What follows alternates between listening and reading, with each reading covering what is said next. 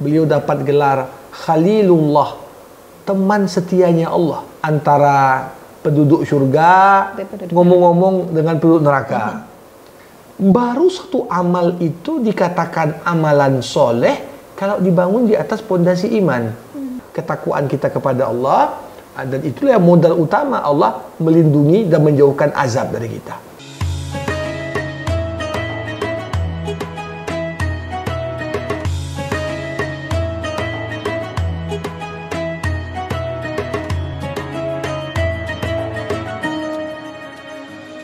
Bismillahirrahmanirrahim. Assalamualaikum warahmatullahi wabarakatuh. Sahabat Al-Quran, menyelami rahasia Al-Quran, menjumpai kita semua kembali, dan tentunya untuk sama-sama belajar dan juga mentadaburi Al-Quran. Dan Alhamdulillah atas izin Allah, di kesempatan kali ini, di episode kali ini, kita akan membahas mengenai surah Ibrahim. Tentu banyak kisah ataupun makna teman-teman sahabat Al-Quran yang terkandung di balik surah Ibrahim ini sendiri. Dan seperti biasa, kita bersama dengan Ustadz Zamaksyari Hasbullah Thaib di sini. Assalamualaikum warahmatullahi wabarakatuh, Ustadz. Waalaikumsalam warahmatullahi wabarakatuh. Ya. Ustadz, di balik surah Ibrahim, seperti yang tadi sudah Widya sampaikan, banyak makna tentunya Ustadz yang terkandung di dalamnya. Nah, terkait dengan nama surah Ibrahim ini sendiri, Ustadz, sebenarnya inti yang terkandung di balik nama surah Ibrahim ini seperti apa, Ustadz? Ya. Bismillahirrahmanirrahim. Alhamdulillahirabbil alamin, wassalatu wassalamu ala asyrafil anbiya'i wal mursalin wa ala alihi wa sahbihi ajmain. Para pecinta Al-Quran, Widya dan seluruh pemirsa yang menyaksikan, nama surah Ibrahim ini juga nama yang memang langsung ditetapkan oleh Allah. Hanya saja mungkin sekilas kita bertanya-tanya, di dalam Al-Quran itu banyak surah menceritakan tentang Ibrahim, termasuk surah ini. Tetapi kenapa hanya surah ini yang dinamakan surah Ibrahim? Ada di surah Al-Baqarah, cukup panjang juga di sana, dan di surah lainnya. Memang surah Ibrahim ini dinamakan surah ini dengan nama tersebut. Kalau kita lihat kisah Nabi Ibrahim yang diabadikan dalam surah ini cukup menarik, karena kisah yang diabadikan mengandung begitu banyak pembelajaran terkait bagaimana Nabi Ibrahim berdoa dan bermunajat kepada Allah Subhanahu wa taala. Doa-doa Ibrahim ini lantas kemudian diabadikan di sini, supaya kita ketika berdoa meminta kepada Allah, kita juga meminta seperti yang dicontohkan Ibrahim. Dan bisa dikatakan Ibrahim ini kan nabi yang istimewa. Beliau dapat gelar Khalilullah, teman setianya Allah. Kalau Nabi Muhammad disebut Habibullah, kekasih Allah, tapi Ibrahim disebut Khalilullah, teman setia Allah. Karena ketika Ibrahim dihadapkan dengan banyak pilihan, selalu pilihan Ibrahim adalah bersama Allah. Ketika dia harus dihadapkan pilih ayahmu atau Allah, dia pilih Allah. Ketika dia dihadapkan pilih anakmu Ismail atau pilih Allah, dia pilih Allah dengan melaksanakan perintah untuk menyembelih Ismail. Begitu juga banyak dalam hal lain. Maka Ibrahim ini potret seorang Abul Anbiya, bapaknya para nabi, yang betul-betul teladan bagi kita bagaimana bertauhid kepada Allah dengan sebenar-benarnya. Baik. Nah, langsung saja ini sahabat Al-Quran, sudah banyak poin-poin yang akan kita bahas. Poin pertama yaitu mengenai asal Al-Quran dan juga tugas Rasul. Nah, Ustaz, bagaimana ini penjelasannya, Ustaz? Ya, kembali seperti surah sebelumnya. Dan surah-surah Al-Quran yang diawali dengan nama-nama Nabi, diawali dengan Alif Lam Ra. Ya, sebelumnya di surah Yusuf kita juga diawali dengan Alif Lam Ra. Dan di Ibrahim ini Alif Lam Ra. Dan pembahasan berikutnya berkaitan dengan Al-Quran. Kitabun anzalnahu ilaika litukhrijan nasa minadh dhulumati ilan nur biidzni rabbihim ila siratil azizil hamid. Itulah Al-Quran yang kata Allah, kami turunkan kepadamu Muhammad agar dengan Al-Quran ini kau keluarkan manusia dari kegelapan menuju cahaya. Jadi jelas ingin digambarkan Quran ini bukan buatan Muhammad, tapi Muhammad hanyalah menerima Quran. Quran datangnya dari Allah. Dan Tugas Muhammad itu apa? Litukhrijan nas minadh-dhulumati ilan nur. Dan ini bisa dikatakan benang merah di antara semua nabi dan rasul. Misi dan tugas mereka sama. Masing-masing dibebankan Allah, bawalah pengikut kalian, umat kalian masing-masing untuk keluar dari kegelapan.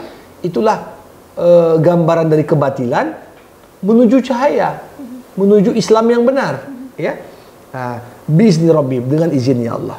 Baik, Ustadz, poin kedua yang ingin Widya tanyakan juga itu mengenai kabar dari umat terdahulu bersama Rasul mereka. Kabar yang seperti apa ini, Ustadz? Ya, jadi kalau kita perhatikan di dalam surah Ibrahim ini bukan hanya cerita tentang Nabi Musa, Nabi Ibrahim tentunya, tapi juga banyak sekali diabadikan tentang apa yang berlaku dan terjadi pada nabi-nabi sebelum Nabi Muhammad dan bagaimana kejadian yang berlaku pada umat-umat mereka.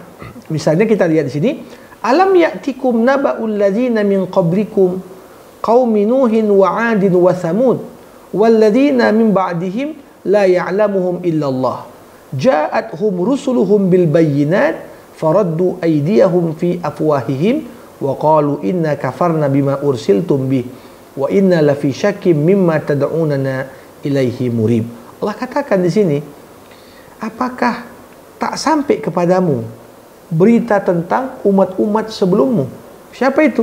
Kaum Nuh, kaum Ad, kaum Samud, dan orang-orang setelah mereka. Tidak ada yang tahu tentang mereka kecuali Allah.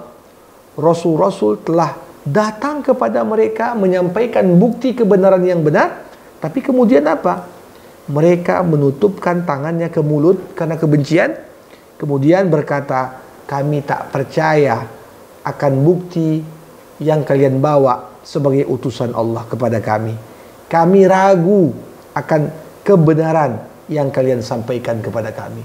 Jadi karena konteksnya Nabi Muhammad didustakan, dilabeli sebagai pendusta, dilabeli sebagai penyihir, dilabeli sebagai penipu, ingin digambarkan dalam surah ini, ya Musa pun seperti itu, Nuh seperti itu, Soleh seperti itu, ya Hud juga seperti itu. Kau bukan orang pertama Muhammad yang didustakan. Maka dari itu, apa yang terjadi? Jadi yang terjadi adalah kemudian mereka itu kan dibinasakan. Bagaimana kuatnya kaum Ad, tapi mana sisa mereka saat ini? Tidak ada. Jadi yang bisa membuat kita itu bertahan lama adalah karena keimanan kita, ketakwaan kita kepada Allah, dan itulah yang modal utama Allah melindungi dan menjauhkan azab dari kita. Oke. Selanjutnya di poin ketiga yaitu mengenai Ustadz perumpamaan tentang amalan orang kafir. Iya. Nah, ini kalau kita yang mukmin suruh beramal tentu nanti ada balasannya. Nah, bagaimana dengan orang kafir, Ustadz? Ya, tentunya Allah Subhanahu wa Ta'ala ini kan menggambarkan orang kafir ini juga banyak di antara mereka itu yang mungkin bisa dikatakan banyak juga amalnya di dunia. Membantu sana, membantu sini, donasi sana, donasi sini. Tapi bagaimana efek dan dampak amalan itu terhadap keselamatan di akhirat kelak? Ini yang dijawab Allah di ayat ke-18. Ketika Allah mengatakan, "Matsalul ladzina kafaru bi rabbihim a'maluhum karamat ishtaddat bihi ar-rih fi yaumin 'asif la yaqdiruna mimma kasabu ala syai' dzalika huwa ad-dhalalul ba'id." Perumpamaan orang yang ingkar pada Allah. Gimana? Perbuatan mereka seperti abu yang ditiup angin keras pada hari yang berangin kencang. Mereka tak kuasa mendatangkan manfaat sama sekali dari apa yang mereka usahakan. Yang demikian itu adalah kesesatan yang jauh. Artinya begini, kita kan beramal atau berbuat kebaikan di dunia ini karena kita berharap ada balasan yang kita peroleh. Tapi ingin digambarkan berapa banyak orang beramal, dalam benaknya amalannya itu akan terkumpul nanti sebagai bekal dia, tapi ternyata amalan itu laksana debu. Debu yang mudah sekali berterbaran. Debu yang mudah sekali disapu oleh angin yang kencang sehingga kemudian tak bersisa apa-apa. Dan ini adalah penyesalan yang sangat nyata. Bayangkan kita udah kumpulkan banyak-banyak, kita berharap ada efek dan pengaruhnya terhadap keselamatan kita, tapi ternyata yang kita laksanakan itu gak berbuah apa-apa. Maka dari itu dalam Islam, baru satu amal itu dikatakan amalan soleh kalau dibangun di atas pondasi iman. Jadi bukan semata-mata amal suatu amalan yang bermanfaat, amalan yang baik, ya. Kalau kita tengok amalan kemanusiaan Bunda Teresa luar biasa, ya, ke wilayah yang kumuh, ya, di Kalkuta sana dia membantu orang. Tapi dalam Islam, sebesar apapun yang kau buat, kalau tak dibangun di atas pondasi iman, bukan termasuk amal soleh. Tidak ada artinya. Tidak ada artinya. Jadi amalan kebaikan haruslah dibangun di atas pondasi iman, barulah berbuah di akhirat kelak dengan keselamatan yang berbalas surga. Oke. Nah, yang menarik juga di sini ada dijelaskan mengenai dialog penduduk neraka. Nah, dialog seperti apa yang ada di dalam surah Ibrahim ini, Ustaz? Ya, tentunya neraka ini kan digambarkan di dalam Al-Quran dengan banyak sekali gambaran. Kalau di surah Al-A'raf dulu antara penduduk surga ngomong-ngomong dengan penduduk neraka. Ada orang yang di A'raf ikut menyimak dialog mereka. Ini digambarkan di sini bagaimana dialog antar sesama penduduk neraka. Allah Subhanahu wa taala ya mengatakan wa barazu lillahi jami'an. Nanti di neraka didampakkan semuanya untuk dikumpulkan. Faqala ad-du'afa lilladzina istakbaru inna kunna lakum taba'an fahal antum mughnuna anna min adzabillahi min syai'.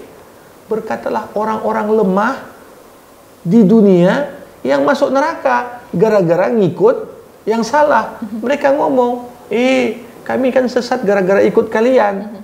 Sekarang kalian mau nggak konsekuensinya kalian tanggung dosa kami, tanggung siksa kami. Nah, apa yang dijawab oleh para pengikut yang mengantarkan mereka yang mengikuti mereka dalam kesesatan? Mereka mengatakan, qalu law hadanallah la hadainakum. Kalau kami dapat hidayah kan kami kasih juga sama kalian, katanya. Jadi mereka itu lepas tangan, lepas tangan. Ya, ya kami aja nggak dapat hidayah, gimana kami kasih kalian? Dan terkesan juga pada jawaban ini mereka ingin nyalahkan Allah. Ya Allah, kami kan masuk neraka karena kau tak kasih hidayah untuk kami. Padahal tadi kan sudah jelas. Pada pembahasan sebelumnya kita bahas juga bagaimana hidayah itu kan perlu dijemput. Ya, jadi dalam konteks ini hampir tidak ada yang kompak di dunia kecuali saling menyalahkan nanti kalau kekompakan itu tak dibangun di atas ketakwaan. Pengikut dan yang mengikut, fans juga para yang difanskan, ya ini juga semua akan saling menyalahkan nanti. Ya follower dan follow-nya, ya kan, yang ngikutinya. Kalau dia mengajak, bayangkan berapa besar peluang kita mengajak kepada kebaikan di era media sosial zaman sekarang. Kalau seorang public figure, dia kasih contoh keteladanan yang baik, bukan sibuk mencari sensasi, dia contohkan keteladanan yang baik. Ini nanti berapa banyak pahala yang mengalir kepada dia ketika kebaikan itu diikuti oleh para pengikutnya. Sebaliknya, kalau yang dikedepankan tadi prank sana, prank sini, atau membuat ini dan itu, yang terjadi apa? Nanti kalau keteladanan buruk itu diikuti oleh para follower, nanti di neraka kelak para follower ini minta kepada Allah, ya Allah, biarlah yang kami ikuti itu yang menanggung dosa kami. Dan disitulah momen para public figure di dunia berlepas tangan dari para pengikutnya di akhirat. Nah, dan kalau dilihat, ini juga hampir berbanding lurus dengan setan. Setan pun kan bagaimana begitu lihai mengajak kita untuk berbuat keburukan. Diajak kita dengan berbagai bentuk tipu daya. Namun, kalau kita perhatikan, nanti pada akhirat kelak, setan ini pun berlepas tangan juga. Dikatakan Allah, Wa qala asy-syaitanu lamma qudiya al-amru innallaha wa'adakum wa'dal haqq wa wa'adtukum fa akhlaftukum. Wa ma kana li 'alaikum min sultan illa an da'awtukum fastajabtum li. Dan setan berkata, Allah telah berjanji, aku pun berjanji. Ya. Kemudian bagaimana syaitan ingin berlepas diri dari para pengikutnya dengan mengatakan, aku tak bisa memaksa kalian untuk sesat seperti aku. Tapi kalian melakukan itu tanpa ada paksaan dariku. Maka di momen seperti itu, janganlah kalian salahkan aku, tapi salahkan diri kalian masing-masing. Kalau kita renungkan ayat ini mengingatkan kita kepada pesan Rasulullah. Nabi Muhammad pernah dalam sebuah hadis mengatakan, la takun imma'ah. Janganlah kau jadi pribadi yang ikut-ikutan. Orang berbuat baik, kita ikut buat baik. Orang buat jahat, kita pun ikut buat jahat. Kita berbuat hanya sekedar ngikut tren. Tapi yang diperintahkan dalam agama, kalaupun berbuat baik, kita tahu alasan kenapa aku berbuat baik. Kalaupun ada ajakan ataupun tren untuk berbuat buruk, kita mencoba untuk mengontrol diri untuk tidak melakukan perbuatan yang buruk. Nah, itu baru yang sebenarnya.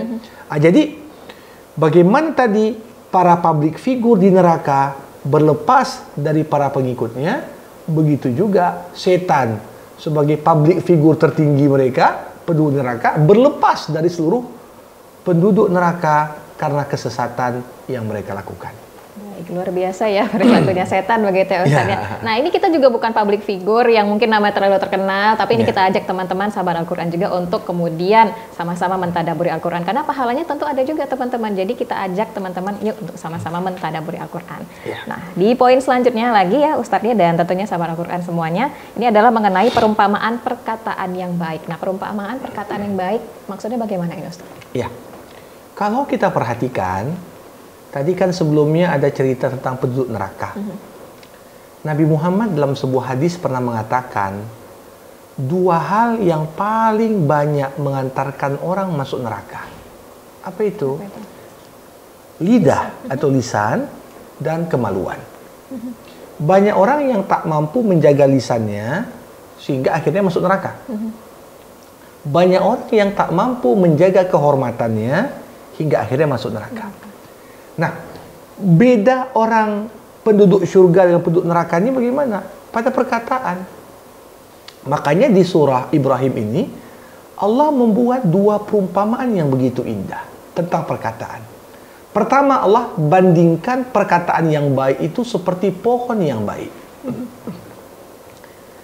Kalau kita tanya, apa ciri-ciri pohon yang baik? Pertama, pohon yang baik itu pastinya punya akar yang kokoh. Ya, kalau pohon akarnya itu tidak kokoh, maka mudah tumbang, membahayakan orang banyak. Yang kedua, pohon yang baik itu pastinya batangnya tinggi menjulang, sehingga bisa menghasilkan dedaunan yang banyak, rindang, bisa orang berteduh. Yang ketiga, ciri pohon yang baik pastinya menghasilkan buah. Karena ketika pohon itu menghasilkan buah, tentunya orang bisa menikmati hasil dari pohon. Tapi kalau yang dihasilkan daun kering saja kan capek nyapunya aja kan begitu. Jadi ini yang Allah ingin gambarkan. Perumpamaan perkataan yang baik seperti pohon yang baik.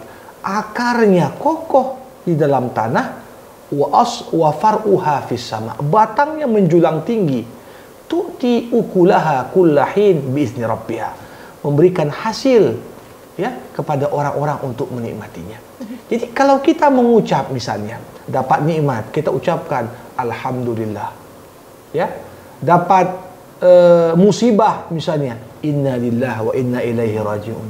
Mengawali pekerjaan misalnya bismillahirrahmanirrahim. Nampak sesuatu yang menakjubkan, subhanallah. Nampak sesuatu yang mungkin terjadi karena kehendak Allah, masya Allah. Ini termasuk kalimat thayyibah, perkataan yang baik.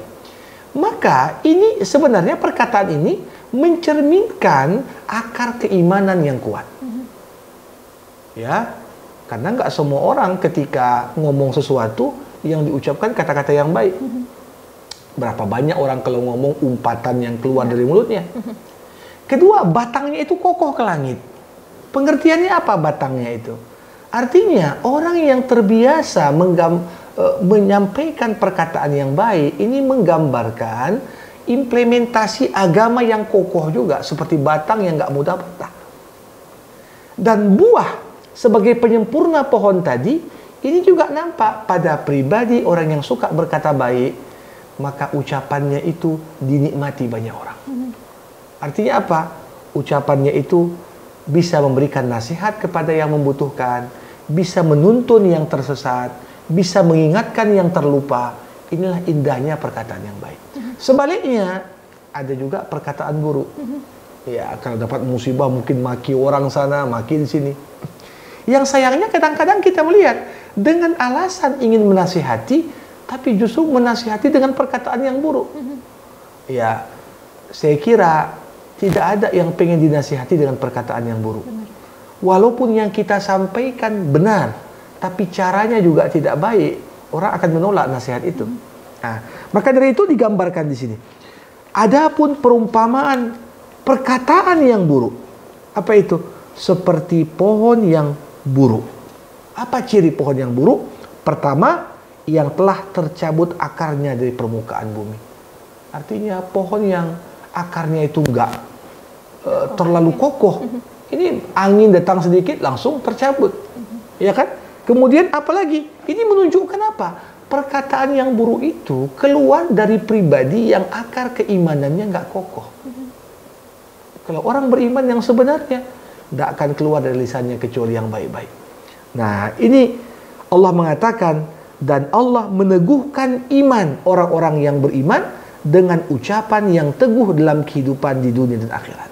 Jadi sekali lagi perumpamaan yang indah sekali. Ingat saja, perkataan baik seperti pohon baik, perkataan buruk seperti pohon yang buruk. Nah, sudah ada perumpamaannya yang dijelaskan oleh Ustadz. Kita berkaca lagi nih sahabat Al-Quran, teman-teman, kita sudah mengeluarkan perkataan yang baik ataukah kita selama ini lebih sering nih berkata yang buruk? Ayo kita berkaca lagi bersama-sama, bermuhasabah diri ya. Nah, kemudian teman-teman semuanya, ini adalah poin yang selanjutnya, yaitu mengenai munajat Ibrahim kepada Allah. Nah, munajat Ibrahim kepada Allah, Ustadz, bagaimana ini? Ustadz, ya, saya kira ini bagian yang menjadi esensi dari surah ini ya? Kenapa kemudian tadi sudah kita singgung, kenapa surah ini dinamakan dengan surah Ibrahim? Karena munajat-munajat yang begitu indah ini menggambarkan kepada kita potret keimanan seorang Ibrahim yang perlu untuk kita teladani. Dan ini semuanya, kalau bisa kita katakan, potret dia yang begitu cinta kepada tanah airnya, cinta kepada keluarganya, cinta kepada keturunannya, cinta kepada kaumnya. Nah, jadi selama ini kan sering digambarkan seakan-akan orang beriman tak sayang sama tanah airnya. Enggak. Justru orang beriman seperti Ibrahim itu selalu mendoakan yang baik-baik untuk negerinya. Apa yang kita lihat di sini? Misalnya di doa Ibrahim di ayat 35. Wa idz qala Ibrahim rabbi ij'al hadzal balada aminan. Ya Allah, jadikanlah negeri ini negeri yang aman. Bisa kita katakan nikmat aman itu pokok dari segala nikmat dalam kehidupan berbangsa. Gimana ada pembangunan kalau nggak ada stabilitas? Gimana ada kesejahteraan kalau nggak aman? Ya, maka PR terberat pemimpin itu seperti yang disinggung Allah, allazi at'amahum min ju' wa amanahum min khauf. Harus bisa dia jamin kasih makan orang yang lapar, harus bisa dia jamin memberikan ketenangan dan rasa aman bagi orang yang ketakutan. Nah, jadi ini doa. Jadi kalau kita orang beriman tak juga mendoakan negeri kita, siapa lagi yang berdoa? Ya. Kemudian wajnubni wa baniya an na'budal asnam. Peliharalah diriku, peliharalah keluargaku, jangan sampai kami menyembah berhala-berhala. Coba bayangkan Ibrahim bagaimana imannya, tapi walaupun demikian berdoa sama Allah, ya Allah jangan sampai aku nyembah berhala. Berarti ada kekhawatiran dalam diri Ibrahim. Kalau Ibrahim pun seperti itu, apalagi kita. Ini kan jadi cerminan.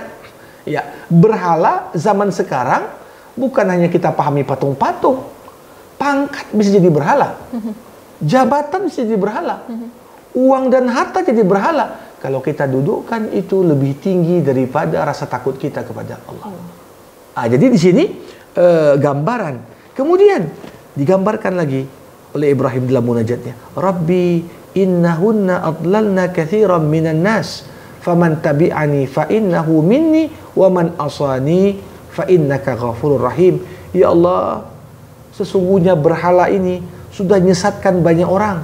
Siapa yang mengikutiku, dia bagian dariku. Siapa yang durhaka kepadaku, kaulah Tuhan yang maha mengampun lagi maha menyayangi. Jadi ini gambaran potret orang beriman itu senantiasa mengkhawatirkan negeri, mengkhawatirkan tempat di mana kita tinggal.